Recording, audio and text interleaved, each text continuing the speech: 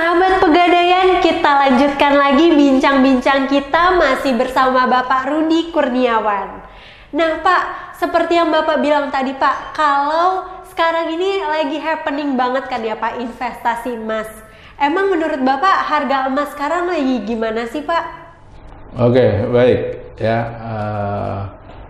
Ini ada satu hal yang menarik ya, harga emas di satu semester ini meningkat sudah lebih dari 20% dalam waktu 8 bulan. Karena terjadi memang ada kasus pandemi ya. Dan harga emas pada tanggal 6 Agustus kemarin mencapai rekor tertingginya sepanjang masa. Ya, rekor tertinggi sebelumnya itu tahun 2011 dicapai oleh harga emas waktu itu di angka 1.895 US dollar per troy ounce. Kemarin tanggal 6 Agustus mencapai 2.065 US dollar per troy ounce dan sekarang sudah turun di angka di bawah 2.000. Nah, artinya memang harga emas sempat menjadi booming dan menjadi perhatian banyak pihak. Kenapa bisa terjadi demikian? Banyak faktornya. Ya, banyak faktornya. Salah satunya pandemi ini memukul banyak kepada financial industry keuangan, saham dan lain sebagainya, sehingga banyak investor yang melarikan investasinya ke sektor safe haven ataupun ke ke emas, salah satunya emas, yang menjadi pilihan untuk kemudian mereka sedikit melarikan dulu menunggu pasar stabil. Nah, kemudian ketika mereka lari ke emas, muncullah permintaan emas menjadi lebih tinggi. Sebetulnya mekanisme pasar supply and demand saja, seperti itu, Mbak.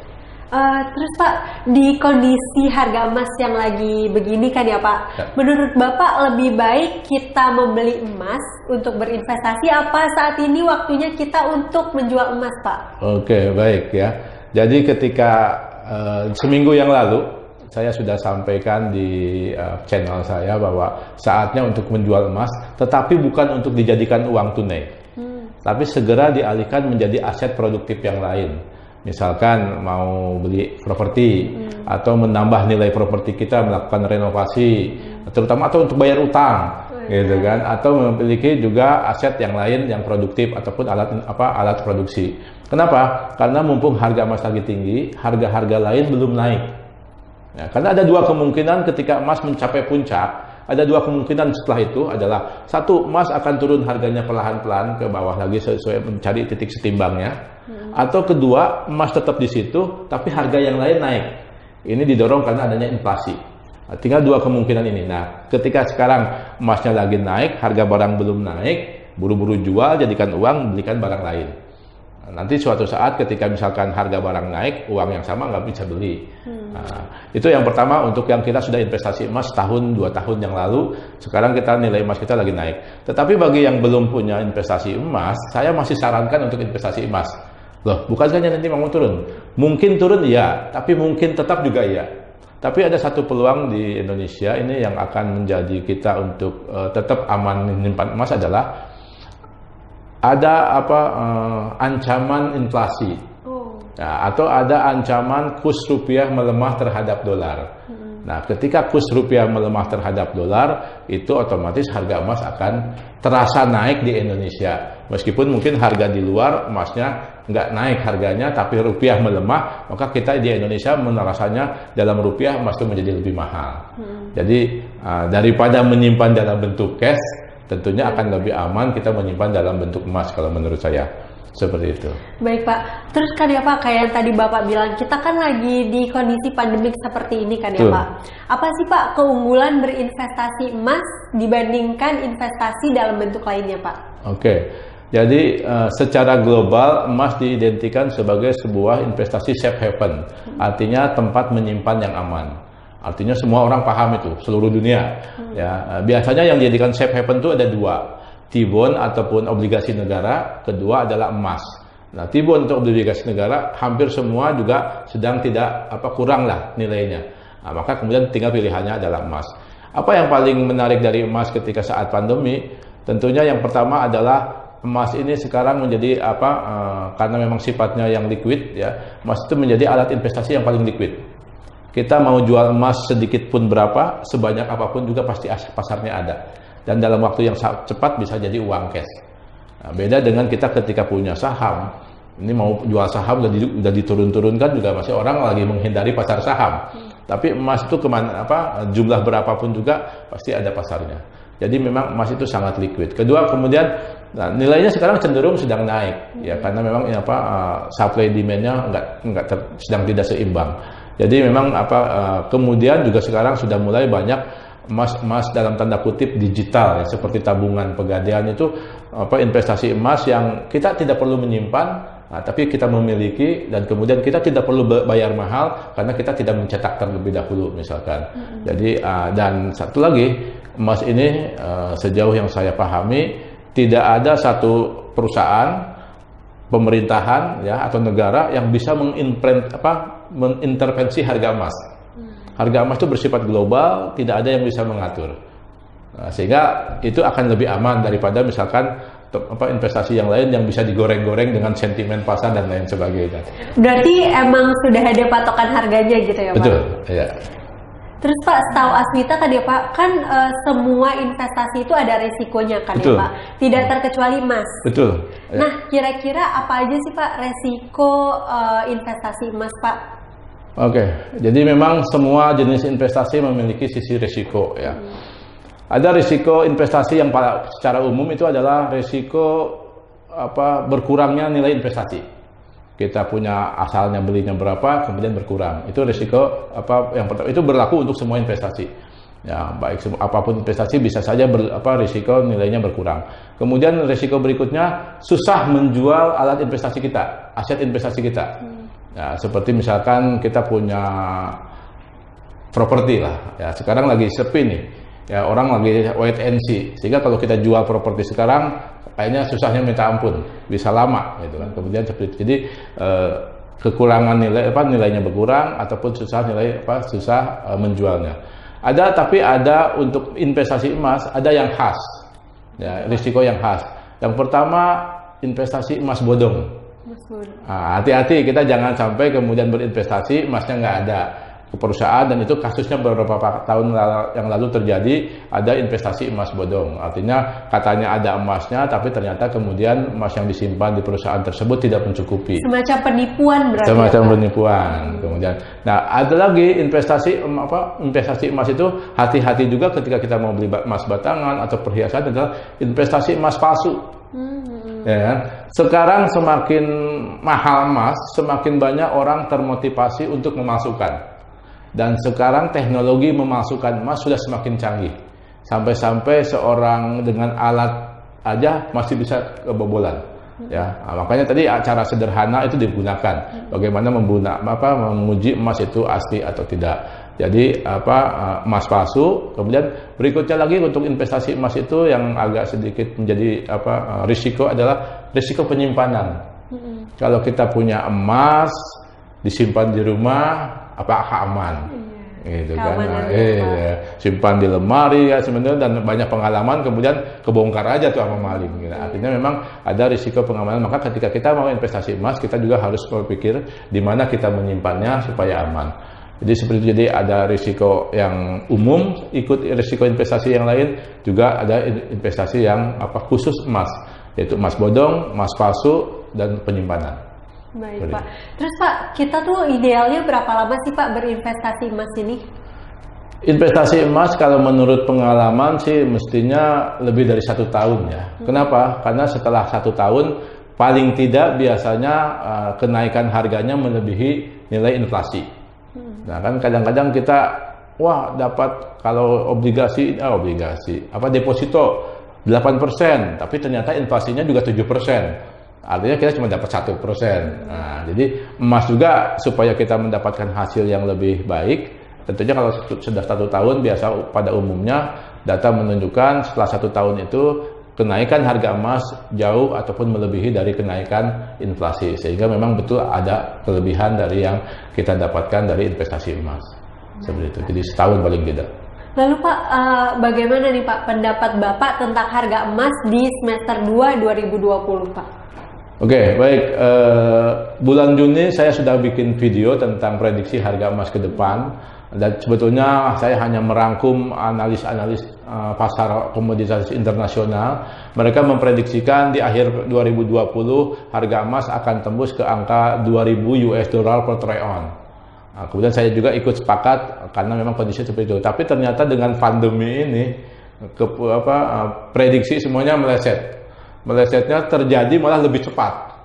Nah, jadi yang biasanya prediksi meleset lebih lambat, sekarang prediksi meleset terjadinya lebih cepat. Jadi harga emas tembus ke angka 2.000 terjadi di bulan Agustus. Padahal sebelumnya diperkirakan di bulan Desember. Artinya apa? Pandemi ini betul-betul sangat berpengaruh kepada harga emas. Nah, jadi bagaimana ke depan? Nah, ada dua kemungkinan, lebih tinggi dari sekarang ataupun turun kepada angka harga yang dikatakan wajar. Kenapa mesti ada kata wajar? Karena informasi yang saya miliki, harga biaya produksi emas per gram per 1 troy ounce kalau yang internasional, per 1 troy ounce itu ada di angka 1.000 sampai 1.100 US dollar per troy ounce. Sekarang harga jualnya di angka 2.000. Artinya kan ongkos produksi dengan harga jual sudah 2 kali lipat. Nah, dan itu biasanya jarang kejadian. Biasanya emas akan turun, gitu kan? Emas akan turun. Turunnya ke angka berapa nggak tahu. Karena mungkin saja yang naik adalah biaya produksinya. Kenapa? Karena nanti faktor-faktor biaya produksi seperti energinya, tenaga kerjanya, ataupun bahan-bahan lain harganya naik.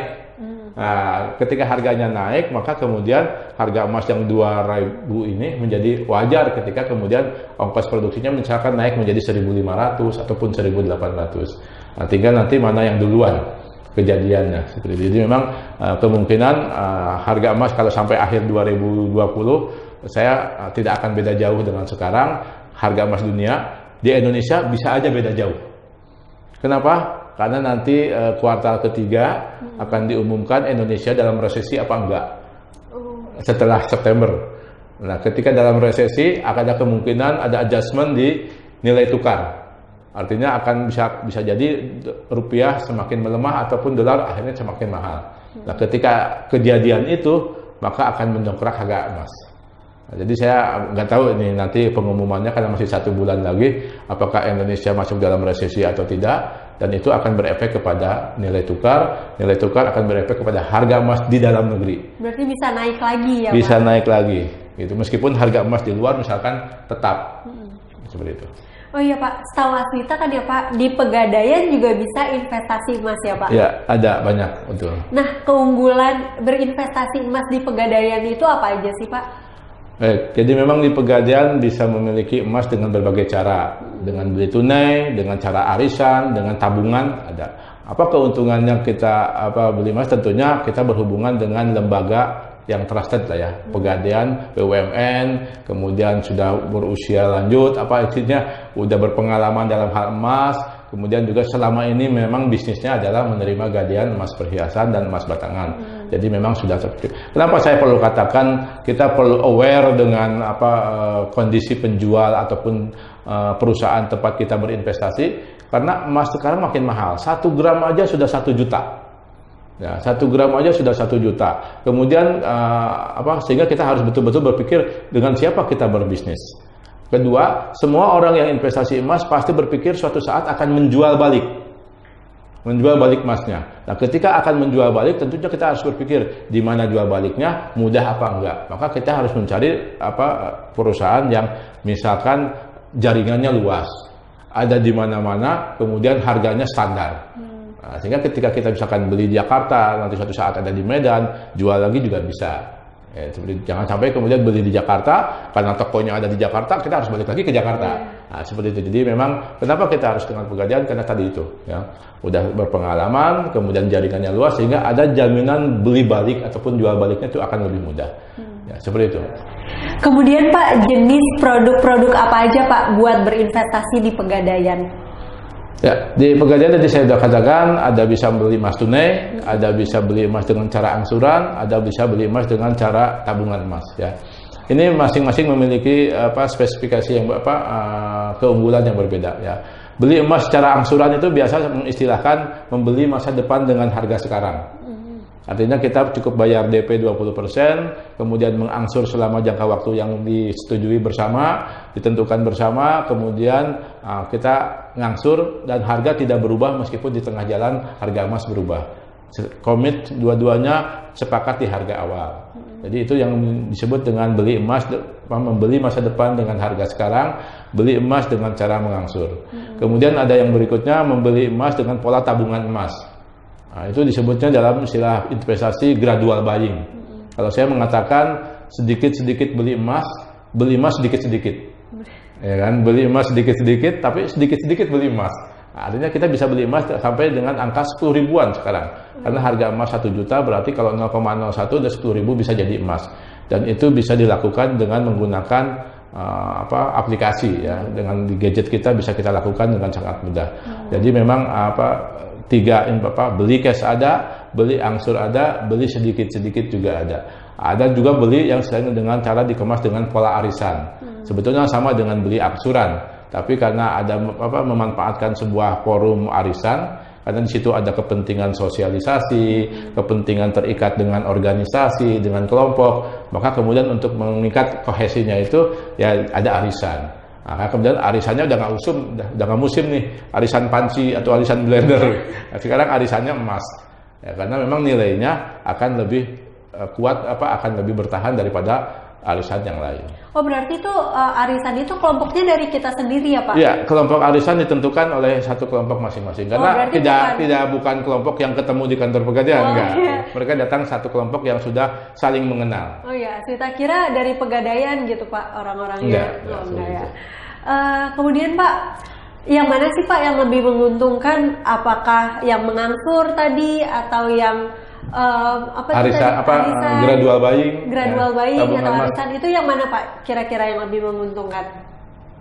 Itu sangat tergantung kepada profil cash flow masing-masing. Nah, kalau kita ngambil yang angsuran, kita bayar DP-nya 10%, 20% di depan, kemudian wajib angsur tiap bulan. Nah, kalau kita misalkan punya penghasilan yang disisihkan untuk itu, maka kewajiban rutin itu bisa kita penuhi, nggak masalah. Jadi boleh, silakan, untung. Tapi kalau misalkan, Pak, bisnis saya nggak jelas dapatnya, ya, jangan ambil yang angsuran, ambil yang pola gradual buying. Kapanpun ada, beri berapa aja, beli secara pelan-pelan. Karena di sini kalau dia yang pola gradual buying atau tabungan emas, ini lebih merdeka. Kapan saja kita bisa lakukan, ya, sehari 3 kali kayak minum obat pun boleh. Oh, iya. Ya, artinya kan kita bisa melakukan seperti itu. Jadi artinya mana yang lebih menguntungkan? Kalau dari sisi hitung-hitungan angka, ya kurang lebih hampir sama. Tapi dari sisi profil cash flow-nya masing-masing kita, tentunya akan berbeda. Nah, saya memilih yang mana? Saya punya dua-duanya. Ketika saya ada sebagian penghasilan yang saya digunakan untuk menutupi yang cicilan dengan jumlah yang kecil-kecil saja, supaya saya tidak gagal bayar di tengah jalan. Tapi juga ketika saya mendapatkan dana mendadak, penghasilan tambahan lain, saya gunakan tabungan. Jadi memang dua-duanya bisa kita lakukan. Berarti kembali ke orangnya masing-masing. Kembali ya, kepada profil cash flow-nya masing-masing. Pak, kan sekarang ini banyak nih Pak kaum milenial yang mulai tertarik buat berinvestasi emas ya Pak. Termasuk saya sendiri nih Pak. Kira-kira nih Pak, menurut Bapak produk mana sih Pak yang cocok buat kaum milenial yang mau mulai berinvestasi emas Pak? Oke, jadi sama ya, ketika milenial mempunyai cash flow, kalau ke milenial saya lebih menyarankan untuk ngambil yang angsuran, supaya punya disiplin untuk kemudian menyisihkan, ya kan. Pertama itu, jadi kita harus mendisiplinkan diri kita untuk menyisihkan, dan paling tidak juga kita sedikit dengan jumlah uang yang sama, kalau dengan pola cicilan kita akan mendapatkan harga yang sama untuk jumlah yang lebih besar. Karena kita bayar DP 20%, tapi kita uang 20% ini bisa beli untuk yang 100%. Kita udah keep harga di situ. Tapi kalau yang angsuran, apalagi yang pola tabungan, ya milenial kalau nggak disiplin, jangan-jangan malah lupa, ya kan? Wah gampang ini, tapi akhirnya nggak transaksi. Jadi seperti itu. Jadi memang kalau untuk milenial bisa dua-duanya sebetulnya, cuman saya lebih sarankan kalau memang mau disiplin kita ngambil ini. Kemudian juga sekarang kita udah melakukannya dengan cara digital. Nah, ada gadgetnya, ada aplikasinya, Pegadaian Digital Service. Kita bisa lakukan kapan saja, di mana saja, melakukan angsuran, perjanjian kreditnya, kemudian juga pelunasan dan lain sebagainya. Buat siapa saja berarti bisa langsung melalui aplikasi. Bisa melalui aplikasi, ya. Download aplikasinya, registrasikan, kemudian aktivasi finansial kantor cabang Pegadaian supaya kita bisa nanti terhubung dengan sistem di Pegadaian dan terhubung dengan rekening kita yang ada di bank. Baik Pak, dengan kondisi keadaan Mas yang sekarang ini Pak, harapan Bapak ke depannya apa sih Pak? Sepanjang pengalaman saya bergelut di dunia investasi, saya punya keinginan sebanyak mungkin orang Indonesia itu menyimpan dalam bentuk emas. Karena apa? Karena dengan emaslah kemudian asetnya akan lebih bertahan dari gerogotan inflasi. Ya, saya baca definisi inflasi itu berbagai macam, harga yang meningkat lah dan lain sebagainya. Tapi ada definisi inflasi yang saya baca, inflasi itu adalah katanya perampokan oleh negara. Ya, karena uang yang kita pegang ujuk-ujuk hilang daya belinya gara-gara kemudian semua jadi mahal. Dan itu yang menikmati adalah negara yang mencetak uang. Karena inflasi itu salah satunya kejadiannya adalah karena uang yang dicetak makin banyak. Jadi memang saya menginginkan sebanyak mungkin kita masing-masing kita memiliki portofolio dalam bentuk emas. Ya. Riset di luar mengatakan 5-30% aset kita dalam bentuk emas akan menjaga kesehatan finansial kita. Jadi silakan pilih mau yang 5, 10, 20, maksimum 30%. Seperti itu. Ya, baik Bapak. Terima kasih Pak atas waktunya pada bincang-bincang kali ini. Baik sahabat Pegadaian, selesai sudah bincang-bincang kita kali ini. Jangan lupa terus saksikan YouTube channel PT Pegadaian Persero. Alhasil, saya Aswita Dewi pamit undur diri. Sampai jumpa. Wassalamualaikum warahmatullahi wabarakatuh.